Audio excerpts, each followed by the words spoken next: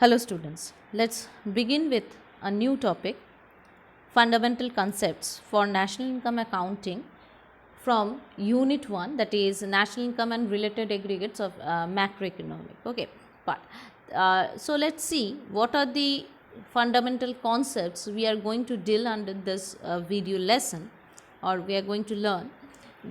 First of all, domestic territory, then normal residence, factor income, transfer income, then net indirect tax or NIT or NEAT, whatever you'll say, then NFIA or net factor income from abroad. Okay, so these are the six concepts we are going to learn, and all these concepts, fundamental concepts, are very important for national income accounting. Okay, so let's start with the domestic territory.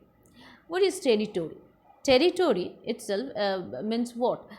The area or the boundary. Okay, so basically, which we can see in the map or in the globe, actually the all the countries are distributed or the segregated actually with the help of some lines, actually political means some imaginary border lines and all. So that is a geographical concept and it comes under political territory. Okay, so like India will be ruled by its own government or like that, and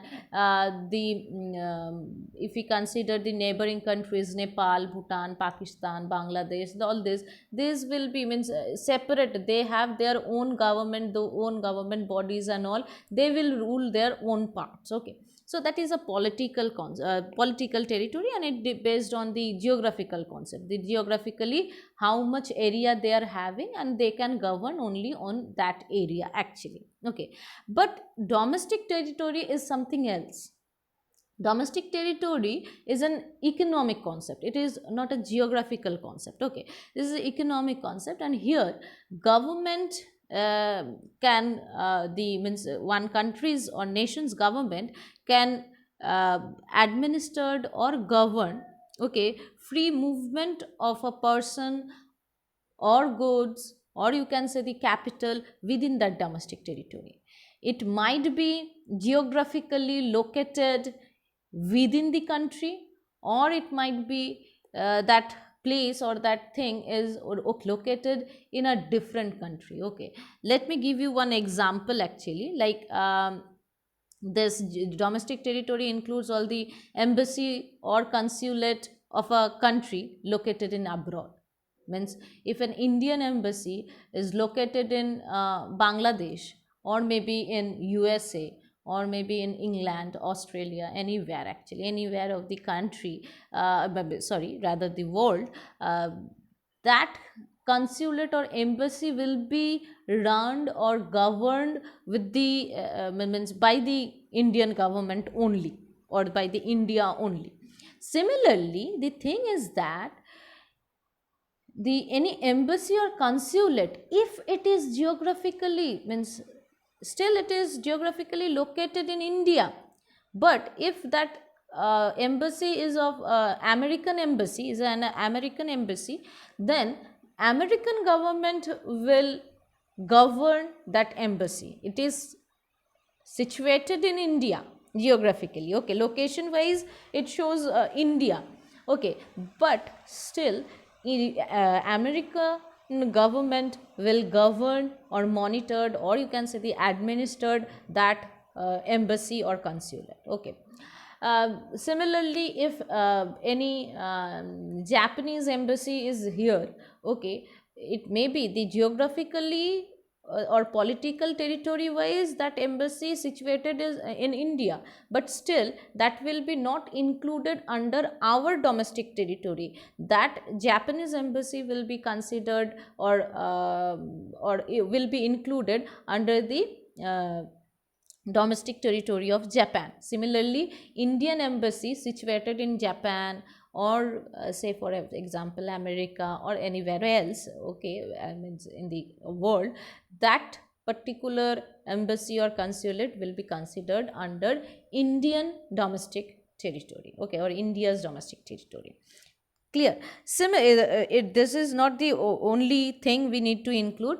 All sometimes the fishermen's, or okay, they are going for the fishing with the fishing vessels and all. So that will also comes under the Indian domestic territory. Means if Indian people are going, if some other people are coming from other country, then it will be considered as their domestic territory. Similarly, any army forces, okay, or any kind of ship, aircrafts, they are landing to a different country, okay, but it is from India actually, then that that where it has been landed actually, that will be considered as India's domestic territory, okay. So, this, as I said, this domestic territory will not includes the embassies or consulate of any other countries. Okay, like uh, as I gave the example, the Japanese embassy will not be considered as India's domestic territory, though it is situated in India. But if it is Japanese embassy, so that particular area will be included as in the Japanese domestic territory. Okay, Japan's domestic territory. Now, one more thing, it doesn't include that this domestic territory doesn't include that the international organizations like WHO, that is World Health Organization, UNO, okay, United Nations Organization, and the World Bank, IMF, all those international organizations will not be come and will not come under or will not be included under the domestic territory of any country, okay. Now next topic is what the normal residence, okay. Let's see what is normal residence. Basically citizenship is a political concept again, okay, like as we discussed that geographical territory and political territory and domestic territory, here also citizenship is a political concept. Whereas if we consider this residentship, it is an economic concept, simply an economic concept, okay. Means a normal resident in is an individual, or you can say is an institution who ordinarily resides in a country for more than 1 year, and whose economic interest also lies in that country itself. That means we born here, we all born here, so we are Indian citizens, okay.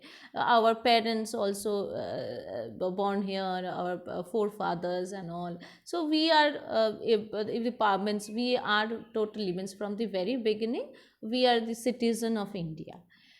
But it might happen that some foreigners coming here and they are staying here for maybe for some thing, some work or something they are doing here actually.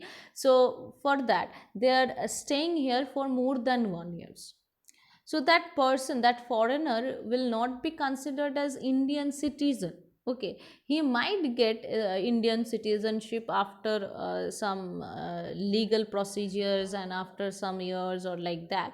But if he or she is staying for more than 1 year here, and his or her total economic interests lie on the Indian economy, then he or she will be known as the normal residents of India, not the citizen of India. Okay, clear?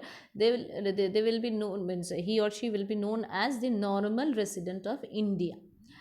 Similarly, if any Indian people they are staying in abroad, okay, for more than 1 year, maybe for some work or something like that, maybe for the education purpose as well, but they are staying there for more than 1 year, okay, and they are purchasing or they are earning whatever they are earning it from that country itself. So then that person or those people will be considered as the normal resident of that foreign country, okay.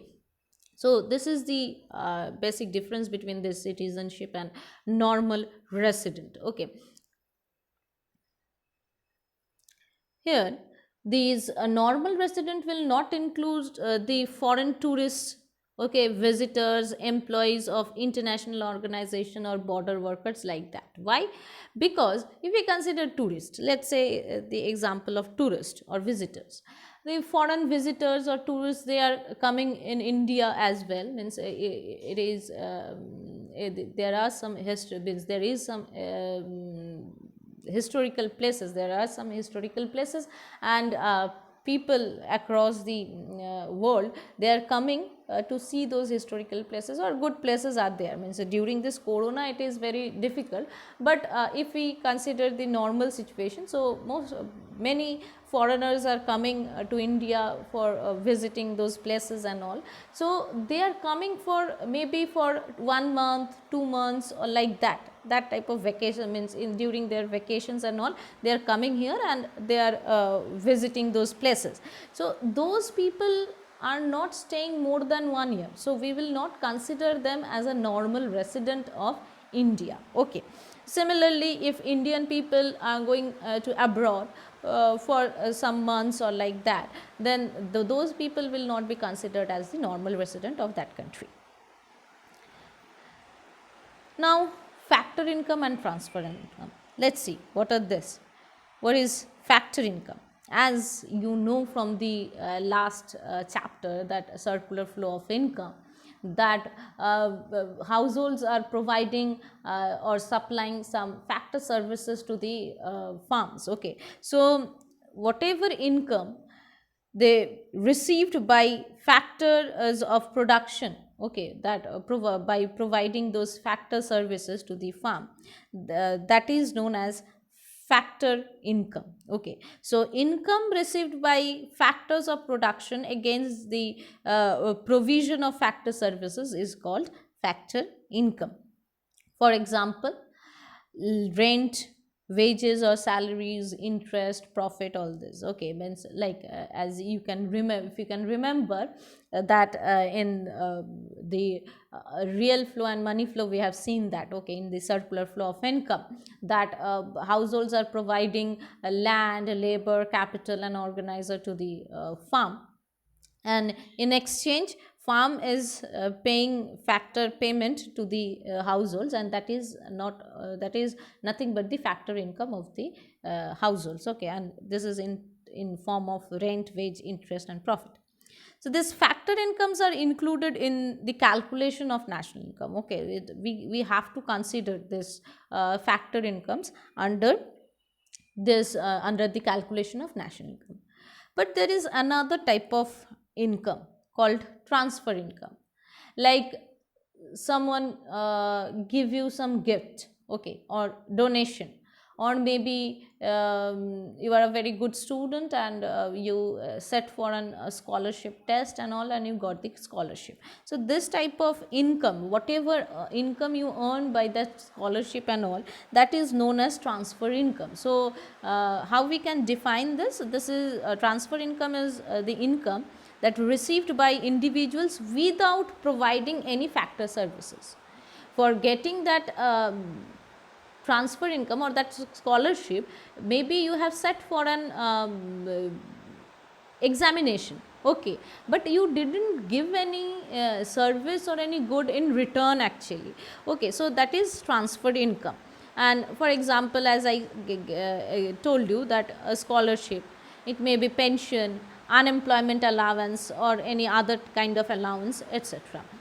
And as you are not, means once you are getting that income, transfer income, for that you are not giving any kind of service or any kind of goods in return, that is why it will be not considered under, or it will be not included under the calculation of national income. So remember it, factor income will be included under the national income accounting, but transfer income we will not include that part. Okay, moving down to the second last point, that is net direct net indirect tax. Okay, or in short we are calling it as NEET or NIT.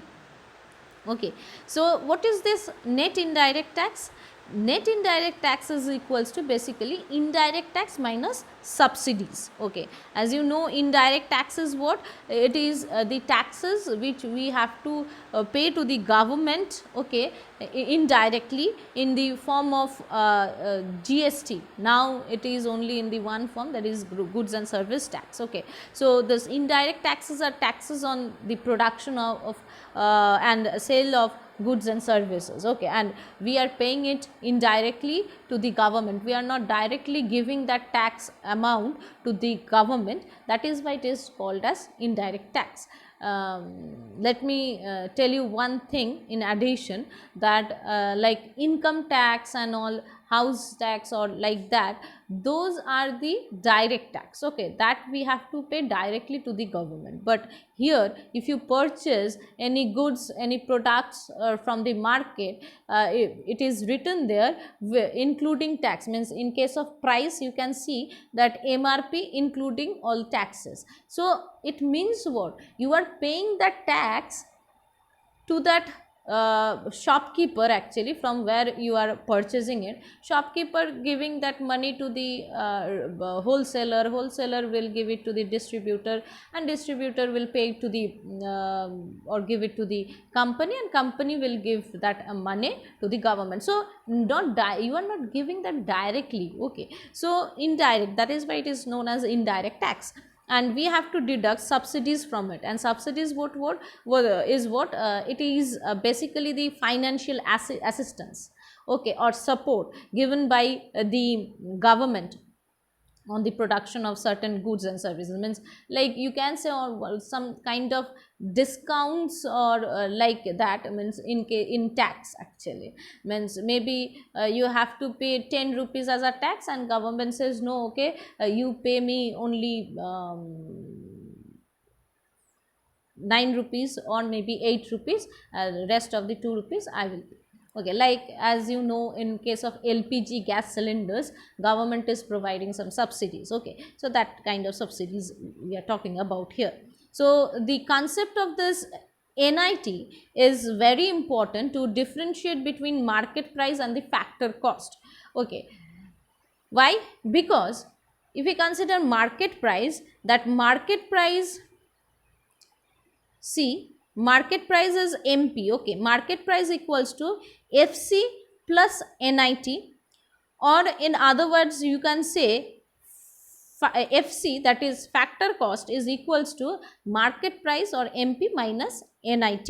So market price, whatever price you can see in the market, okay, of the goods, it includes both NIT, net indirect tax, as well as factor cost. Okay, so that is why market price is equals to factor cost, okay, plus net indirect tax. Factor cost is what, that factor payments, okay, made by the farm to the households, okay, for that factor services. Okay, so that factor cost plus that taxes, okay, net indirect tax. So how we can get factor cost? If you want to calculate factor cost, then what you have to do is, for that, factor cost is equals to market price minus NIT. Okay, clear? So let's you need to remember this formula as well. Okay, so let's move up to the last topic of this portion, that is net factor income from abroad, NFIA.